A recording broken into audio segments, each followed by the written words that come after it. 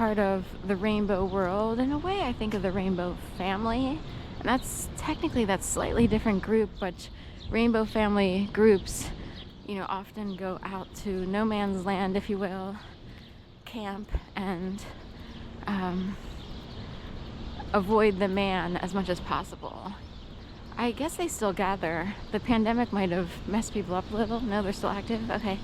But in a way, it's sort of like an Indian lifestyle, American Indian-ish, because you're out on the land.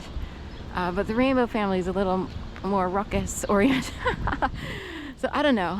I just know it's sort of like Burning Man. They would be like a step away, like the original Burning Man, but with less festivity.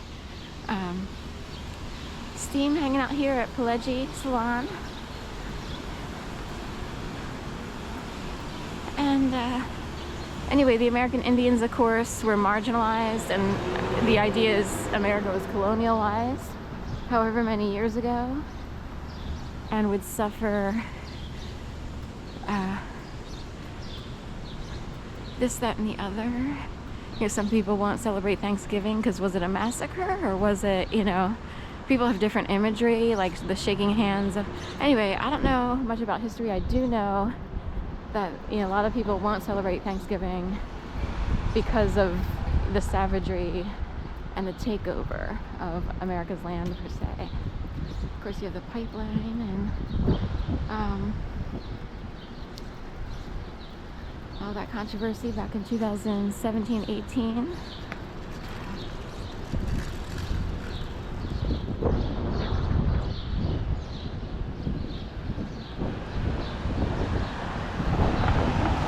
Buildings. Sometimes if you really stop and look at buildings, like some will stand out, and they have Le Pan Quotidien here.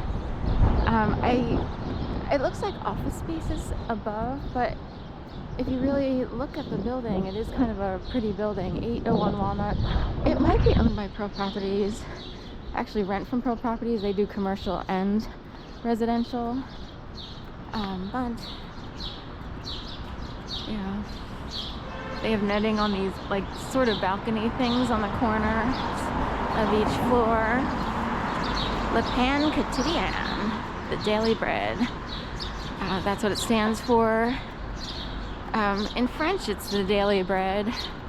If someone wanted to be obnoxious, they could say the pain quotient, because Le Pan Quotidien looks like the pain quotient. And in Philly, I'm certain it was used that way.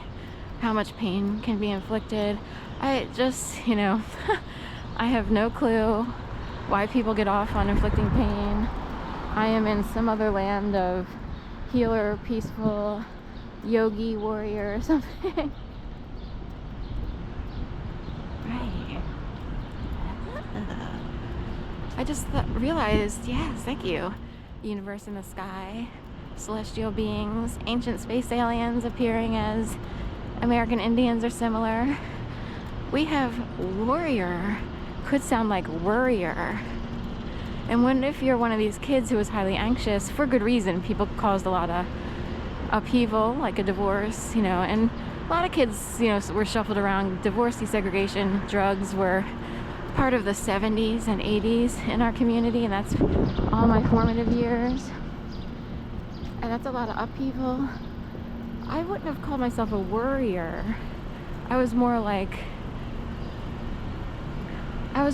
a, you know, upset, because it's like I have a parent over here, they, you know, gotta go over there every other weekend and be outnumbered and this, that, and the other. It's the whole thing. So anyway, worrier or warrior. So are people playing games with language? That came up as a thing all of a sudden. Room cater 5.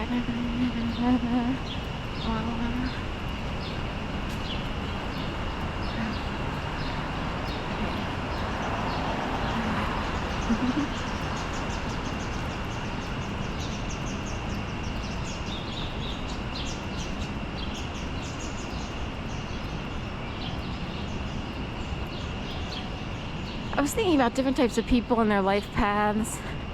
And some people are sort of always looking for a path or a better one than the one they set out on, you know, if they're lucky enough to even have the privilege to think about paths, like career paths or what have you. And some people find something and they stick with it, and I always wonder, do they wonder about other lives, and do they feel like they're not experiencing enough in life, or are they happy with where they are? They'd always have to be grateful that they found a path that worked and they stayed the course and it paid off.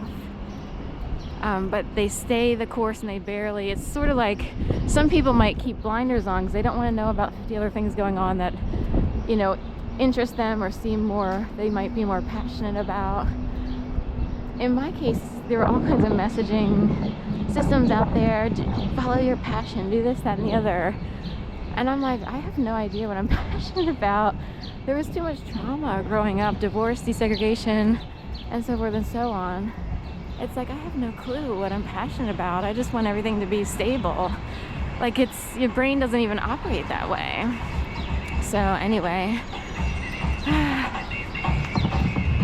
we are entering neighborhood territory.